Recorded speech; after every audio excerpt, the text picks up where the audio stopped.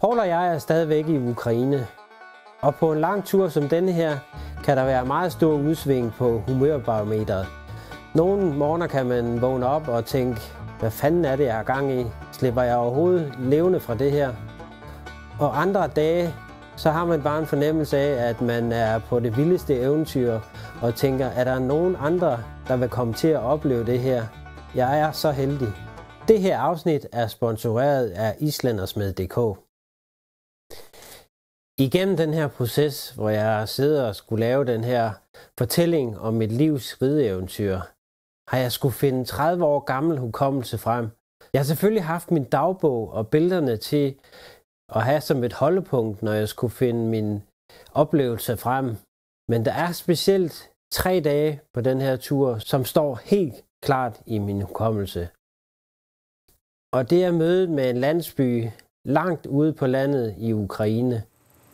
Og det er ligesom sådan en lille film, som kører ind i min hjerne, hvor jeg kan huske ansigter, lugte. Efter oplevelsen, hvor hestene løb væk, var vi begge to lidt anspændte, og det smittede også af på hestene. Så stemningen var sådan noget nervøs, og da terrænet så efter nogle dage også åbnede meget op og blev til sådan virkelig de ukrainske sletter med rigtig meget kornmark og åbne vidder, så var der ikke så vanvittigt gode muligheder for at finde en lejrplads. Men på kortet kunne vi se, at ude i den her store hvedemark, der lå en lille landsby, nærmest som sådan en ø. Og det var faktisk nærmest det eneste skud i bøssen, vi havde på den tur for at finde en lejrplads. Så vi var meget afhængige af at kunne få en aftale med de folk, der boede i den her landsby. Så det var sådan lidt med hjertet op i halsen, da vi red ind i byen. Og det var sådan ret tæt på at blive mørkt, så vi stiller os bare op midt i byen på noget, der virkede som sådan et torv eller et vejkryds, for at få så hurtig kontakt som muligt.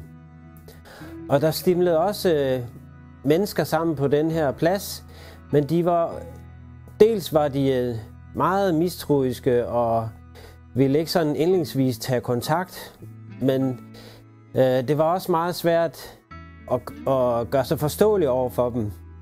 Så på et tidspunkt, så træder der sådan en lille mand, en lille fuld mand, ud af flokken og går meget tæt på os og virker sådan lidt småaggressiv og siger, der er vej, ligesom at vi skal forsvinde eller ride videre. Og der bliver sådan en stemning af, at alle de andre, de står sådan lidt og afventer vores reaktion. Og han bliver ved, og han er stangberuset og vælter rundt. Så vi tager ham ikke rigtig alvorligt. Men vi kan godt se, at alle de andre i landsbyen, de har sådan en vis form for respekt for ham. Vi finder senere ud af, at han er tidligere sådan en politisk kommissær, eller en, der skulle holde øje med, at folk opfører sig ordentligt. Altså ikke politimand, men sådan lidt politisk. Så dels fordi den her mand er så beruset, og vi også samtidig er meget presset på at skal finde en lejrplads, så bliver Paul så sur på et tidspunkt, så han siger bare på dansk, så hold din kæft, dit fulde apparat, eller noget i den retning. Og forsamlingen forstår jo ikke hans danske, men de forstår sådan ligesom, at han er sgu ligeglad med ham her, kommissæren. Og det får den virkning, at stemningen løsner op, og folk begynder sådan lidt hysterisk at grine sådan,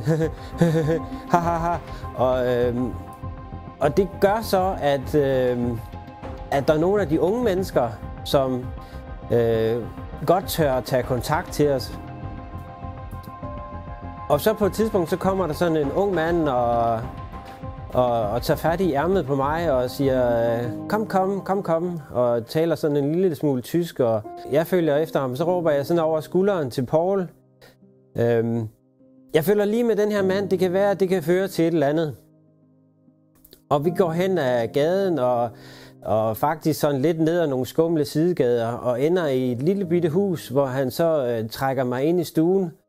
hvor der kører et fjernsyn på sådan et meget, meget dårligt signal med masser af skrat og sne på skærmen, hvor man kan se, at det er sådan af en eller anden serie, om det er en vestlig serie, de sidder og ser, og så henter han et glas vand til mig, og det på glasset, så står der Coca-Cola.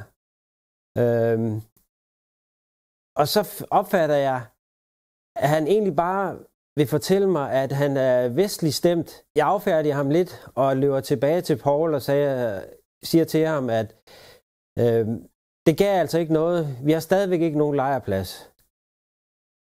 Men så på et tidspunkt, så træder der en familiefar ud af forsamlingen og går hen imod os, og han prøver at sige noget på ukrainsk, og man kan høre, at han er sådan en lille smule talebesværet, ligesom om hans tunge ikke kan bevæge sig helt frit.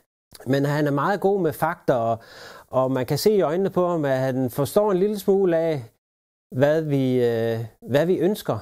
Og han begynder så at trække os hen imod hans hus, og man kan se udefra, at han også har heste, og har en hestevogn stående. Men så imens det her sker, så kan man se, at forsamlingen ligesom begynder at røre på sig, og vender blikket hen imod en ældre dame, som kommer gående hen ad vejen.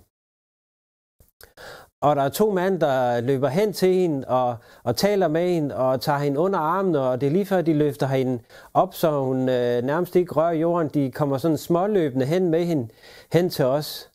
Og hun stiller sig sådan foran og bliver sådan lidt sur og siger, ja, jeg skal nok, ja. Lyder det til, ikke også? Og tag den roligt, og gør hun så ligesom forståelig.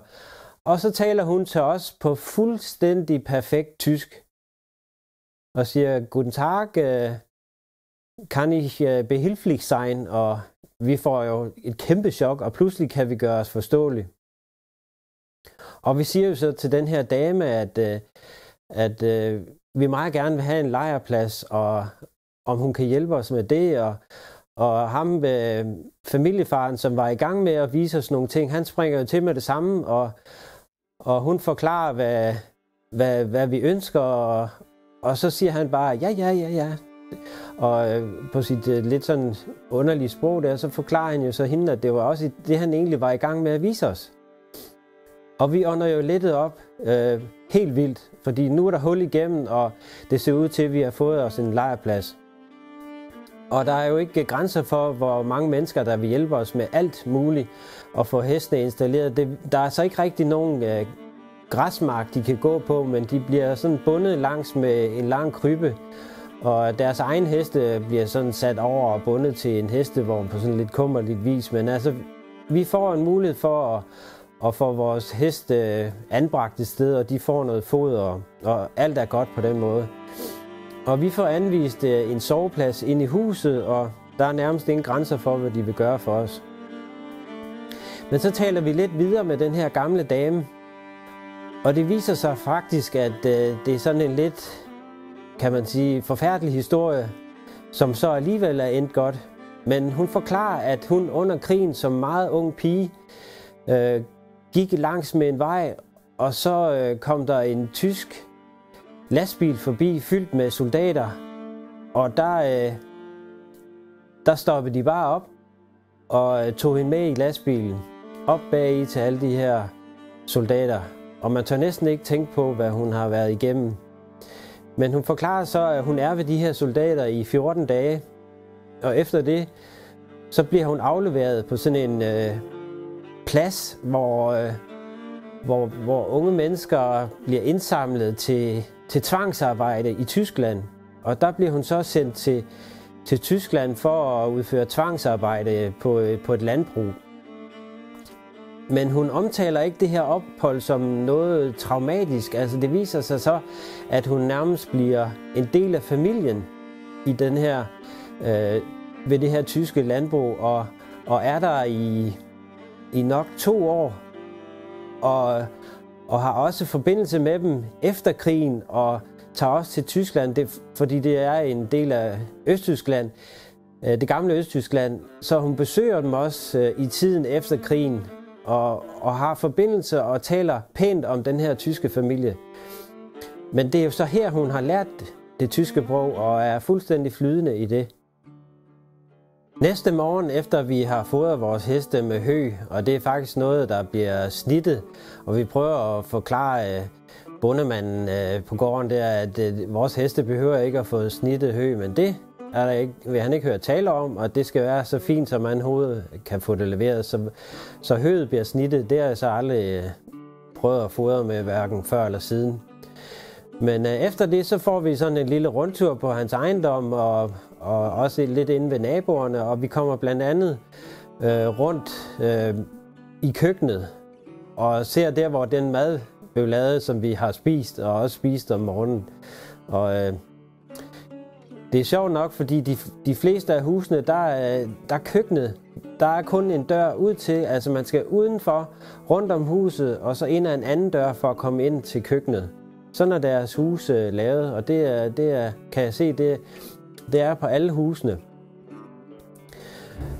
Men så efter den her rundtur, så kommer der så en mand i sådan, man kan godt se, at han er lidt højere af status, og vi får sådan mere forklaret, at det er formanden for det her fælleslandbrug, som de alle sammen arbejder på. Så umiddelbart efter, at vi har mødt ham her formanden, så kommer der også en anden person, som også ser ud til at have en vis status, og han taler til os på rimelig forståelig tysk, og han forklarer så, at han er landsbyens lærer, og derfor kan tysk, og han forklarer så, at grunden til, at formanden han er der, det er, at de synes egentlig, at vi måske skulle have en lidt bedre plads at sove, og vi spørger så, om der er græs, og om vores heste kan komme på en fold, og nej, det kan den ikke. Hestene skulle blive der, hvor de står nu, men vi kunne sove et lidt bedre sted, måske i formandens hus. Og det kan vi jo godt se på familiefaren der, det vil han være meget ked af, og det vil vi jo egentlig også være lidt ked af, fordi han er så utrolig gæstfri. Og det siger vi så til læreren, og han forklarer til formanden, men det forstår formanden ikke rigtigt til at begynde med, fordi at det er jo sådan lidt et brud mod landsbyens hierarki, at vi overnatter som æresgæster i byen hos en sådan lidt lavere rangerende familie, og han har måske ikke så høj status også, fordi han har den her talevanskelighed eller handicap, eller hvad skal man sige, men han bliver vældig glad for, at vi gerne vil bo hos ham. Men så forklarer skolelæreren også, at der er blevet arrangeret sådan en rundtur rundt i byen, og der kører en hestevogn frem, og formanden sætter sig foran ved tømmerne, og vi bliver kørt rundt i byen og skal besøge forskellige steder. Vi kommer blandt andet op til det her landbrug, hvor de alle sammen arbejder, hvor de både har køer og svin. Og vi kommer hjem til formanden selv og bliver vist rundt i hans hus, og ser her det samme køkken, som man har adgang til udefra, sådan lidt nede i en kælder. Jeg forstår ikke helt hvorfor, men om det er noget med brandfare, eller jeg har ikke helt fundet ud af hvorfor. Men så bliver vi også kørt rundt i byen til en kirke, og den er de utrolig stolte af. Og vi er også på andre tidspunkter kørt forbi kirker, hvor der har været gudstjeneste, hvor kirkegang, det er virkelig noget, man går op i. Og hvis der ikke er plads nok inde i kirken, så står man bare udenfor. Og det er jo så et udtryk for, at det her religion har været undertrykt under sovjetstyret, og så opfatter de som en form for udlevelse af deres frihed, at de nu kan dyrke deres religion. Og det bliver sådan forklaret af læreren, at den her kirke, den har været fuldstændig i en ruin under sovjettiden, og de har så ved fælles hjælp sat den i stand, og al udsmykning og al broderi er lavet af kvinderne i byen, og vi skal tage skoene af, inden vi går ind og nærmest vaske hænder og hår. Og, de er meget stolte af deres kirke. Og så kører vi også forbi en anden kirke, og så spørger jeg så, hvorfor er den ikke sat i stand? Jamen, det er jo en jødisk synagoge, og der er jo ikke nogen jøder tilbage. Så den har vi ikke sat i stand. Og det kan man jo så også tænke lidt over, at det var en af krigens konsekvenser. En anden ting, hvor man ligesom møder 2. verdenskrig endnu en gang, det er, hvor vi kører forbi nogle gravmonumenter, som er virkelig sat i stand og nymalet, og så spørger jeg så, hvad er det? Jamen, det er nogle gravpladser for nogle af de soldater, som havde kæmpet på den tyske side mod Sovjet, at det var de nye helte, dem der havde kæmpet mod den røde hær. Og så hvis man lægger 2 og 2 sammen, så kan det jo ikke være andre end nogle af de der SS-enheder, som blev hvervet til den tyske hær. Og de har jo ikke det bedste ry, men bare det, at de havde kæmpet mod den røde hær, så var de helte i den almindelige Ukrainers øjne. Så det var jo også helt nyt for mig som officer i hæren, at ukrainerne egentlig havde opfattet sig selv som værende besat først af Sovjetunionen, så af tyskerne, og så af Sovjetunionen igen. Og så først var blevet frie her i slutningen af 80'erne. Da vi så kommer tilbage efter at være vist rundt i landsbyen, så sidder vi hjemme ved familien og taler med læreren, og han oversætter alle mulige spørgsmål, som familien har. Men læreren, han bruger så også lige lejligheden til at sige til familiens ældste søn, og han siger det på den her måde: nu kan du nok se, hvorfor du skulle lære at tale tysk, at man har brug for fremmedsprog. At det er, hvis der pludselig kommer nogen, som man får brug for at tale med. Fordi drengen havde sagt op i skolen, at han ville ikke lære at tale nogle andre sprog, for det fik han alligevel ikke brug for han skulle være bonde ligesom sin far. Men der blev munden lukket på den her dreng, og at nu kunne han jo faktisk have brugt noget tysk, så han kunne have talt med os. Men da vi er færdige med at grine af den her lille situation, så siger læreren, at han faktisk godt vil invitere os over på aftensmad om aftenen, og så kan han også vise sit hjem frem, og vi kan gå forbi skolen og se den også. Så vi bliver inviteret på aftensmad hos dem. Læreren kommer så og henter os senere på eftermiddagen og fører os igennem byen forbi skolen og hen til deres hjem. Og der står hans lille familie med hans søn og hans kone. Og de er meget opsat på at give et rigtig godt indtryk. Og der er nærmest planlagt sådan et helt program for aftenen, og der er dækket fint op med noget mad, og vi bliver placeret ved bordet, og er sådan lidt undrende over, at de andre ikke sætter sig, og så spørger, skal I ikke have noget også? Nej, de havde spist inden, så de har simpelthen fundet det bedste frem i deres køkken, som de kunne præstere, og så serverede det for os.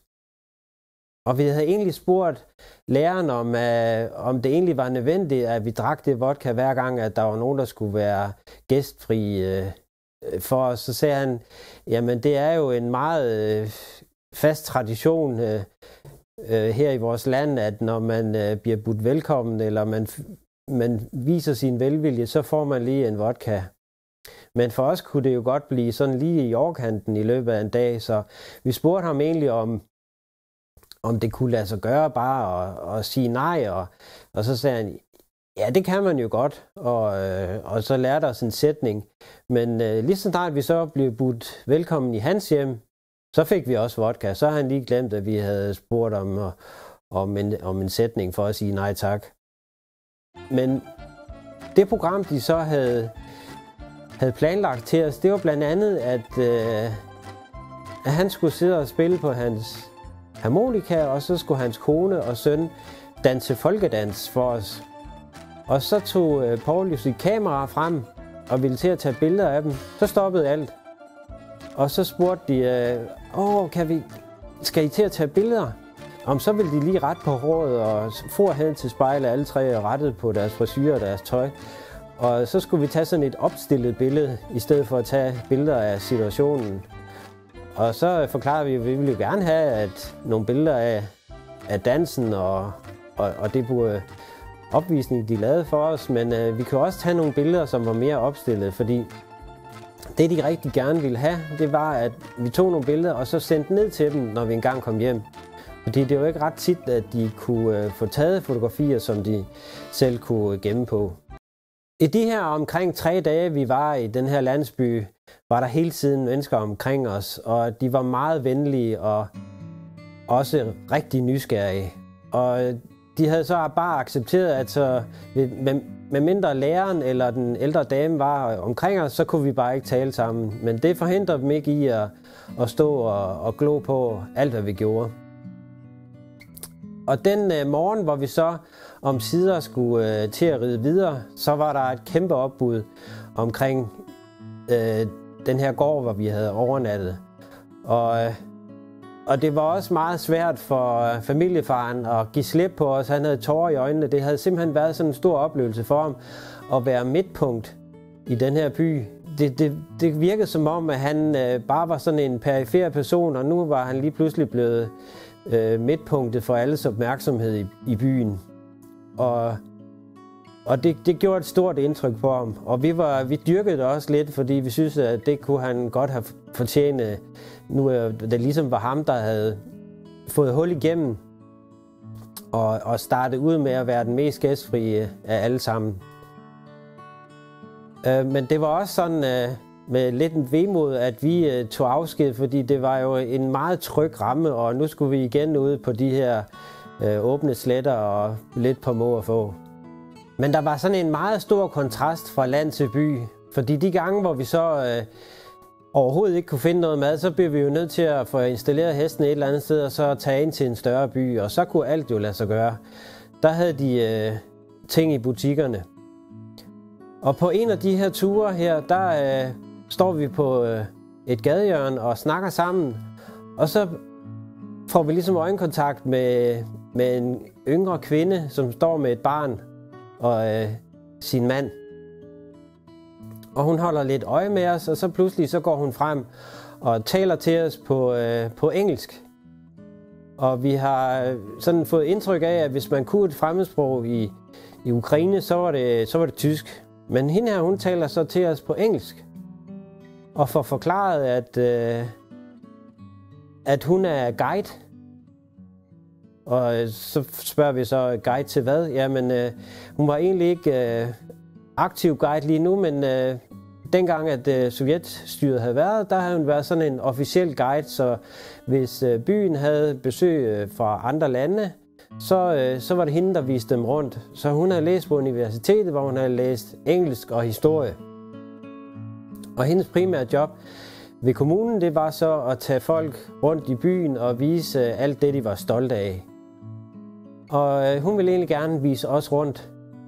Så hendes mand hentede bilen, og så blev vi kørt rundt i byen til alle mulige forskellige kommunekontorer og andet sådan historisk, hvor kommunen ligesom havde været stolte, eller byen havde været stolte af de monumenter og bygninger. Og vi ville jo gerne sådan spørge hende om nogle forskellige andre ting, blandt andet om det her regimeskifte, der havde været, hvor Sovjetunionens fald og hvad problemer det havde givet for Ukraine, men det ville hun ikke rigtig ind på. Altså det var ikke med i hendes talestrøm der, som hun nærmest havde lært udenad. Så det blev hun lidt irriteret over, vi spurgte om. Men vi blev vist rundt og fik egentlig også noget ud af det, selvom vi havde mange andre spørgsmål, som vi egentlig også gerne ville have svar på. Efterhånden så begynder tankerne at fylde rimelig meget omkring, om det overhovedet er realistisk at nå frem til vores vinterkvarter i Kazakhstan. Og også omkring de lande, som vi så skal igennem for at nå derover.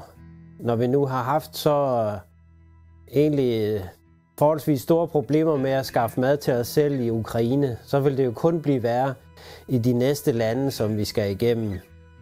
Og vi begynder at diskutere indbyrdes om vi vil sætte både hestenes liv og vores eget liv på spil, eller bare ende ude i noget rigtig lort, om det er værd, når vi nu egentlig har haft så god en oplevelse indtil nu.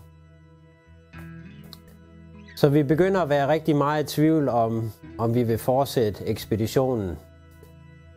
Det går vi og roder med i nogle dage, og på et tidspunkt så tager vi så beslutningen at vi finder en større by og får ringet efter en vognmand fra Danmark. Vi finder sådan et mindre stutteri i forbindelse med en by, der hedder Ternopil, og laver en aftale om, at vores heste og vores udstyr kan være placeret der, og der er også en på gården der, som har en kontakt til et sted, vi kan overnatte inde i byen. For vi skal ind og finde en telefon eller en telefax, så vi kan få kontakt til hjem til. Det sted, vi får lov til at sove, det er selvfølgelig mod betaling, men det er i et værelse hos en lidt yngre kvinde, som påstår, hun er syerske. Og hun har så sådan et værelse med en stor dobbeltseng med silkegardiner, og hun render selv rundt i sådan en silkekimono.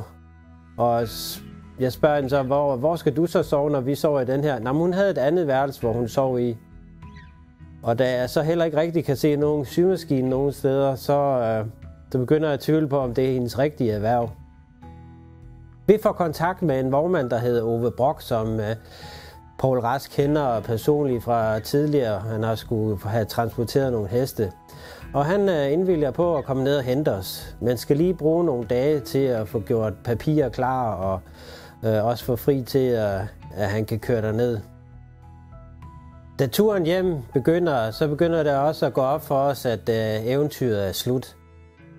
Det tager cirka 2 døgn at komme hjem, og vi kører nærmest uafbrudt ved, at de skifter rundt, de 2 chauffører, og så er der nogle sovepladser bagi, hvor Poul og jeg så skiftes til at sidde på passagersædet og så ligge i en køje om bagi.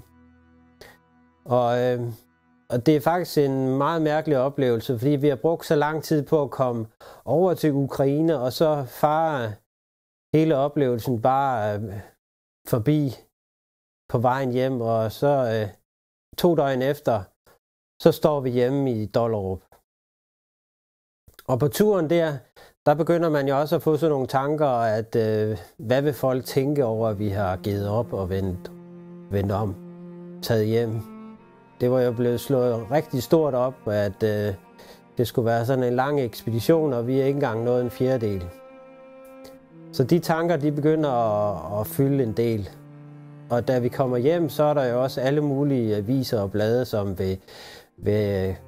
gerne vil tale med os og have billeder, og alle mulige folk, der ringer. Og det er sgu meget voldsomt, når man i så lang tid har været fuldstændig isoleret fra alt muligt, og kun været os 2 på tur. Hestene, de blev kørt direkte til sådan en karantænestal. På det her tidspunkt, så skal alle heste, som kommer fra Østlandene, så skal de en måned i karantæne, så de bliver kørt direkte til sådan en stald, som er godkendt til det, og bliver sat på hver deres boks. Og der står de så i en måned.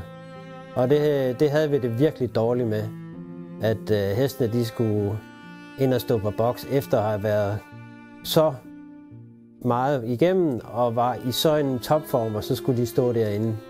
Men der var ikke andet at gøre, det var enten det eller aflive dem, og så var det alligevel det bedste alternativ at lade dem stå på boks. Men som en slags epilog på hele turen, så gik det sådan, at efter den måned, hvor hestene de havde været i karantæne, så kørte vi ned og lukkede dem ud på en stor græsmark. Og sjældent har jeg set heste være så glade og løbe rundt i så lang tid med prut og buk og fis og ballade. De var så glade for at komme ud i det fri igen. Det er så senere bekymrer mig lidt om de måske havde taget skade af den her lange tur. Men der så i forbindelse med det her projekt, så er jeg blevet kontaktet af en dame, som havde Atli i de sidste 16 år, han levede. Og jeg spurgte hende så, om han på nogen måder havde haft benskader eller andre skavanker. Og det havde han ikke, og hun var meget glad for at have ham. Han var super god i flokken og altid glad som ridehest. Så det var en stor lettelse for mig at vide. For mig personligt havde det jo været en kæmpe oplevelse, som bare var dumpet ned i turbanen til mig og kommet ud af det blå. Men jeg havde lidt svært ved at bearbejde det i starten, fordi jeg kunne ikke lade være med at tænke på det som et nederlag. At vi var blevet nødt til at stoppe turen, hvor jeg havde fortalt alle, og også mig selv, at jeg skulle fortsætte helt til Kina. Men da det så var kommet på plads, så blev det faktisk sådan en ret afgørende milepæl i mit liv, hvor jeg tog en livsændrende beslutning, at jeg ikke længere ville være officer i hæren, men gerne ville leve enten med eller af heste. Og på et tidspunkt så besluttede jeg mig så helt for, at jeg ville være beslagsmed. Men det blev ikke fra den ene dag til den anden. Jeg blev i hæren i omkring 6 år efter, og havde måske noget af det bedste tid i forsvaret i den periode, fordi jeg var indstillet på, at jeg bare skulle have det bedste ud af tiden, og samtidig havde besluttet mig for at skulle gøre noget andet. Så jeg var ikke ligesom i karrieren længere. Så jeg var der kun for min egen erfaring og fornøjelses skyld. Her slutter min fortælling. Men kanalen lever videre. Nu bliver det bare med lidt mere beslagsmedfaglige ting, tips og tricks til langtursridning, og måske også lidt buejagt.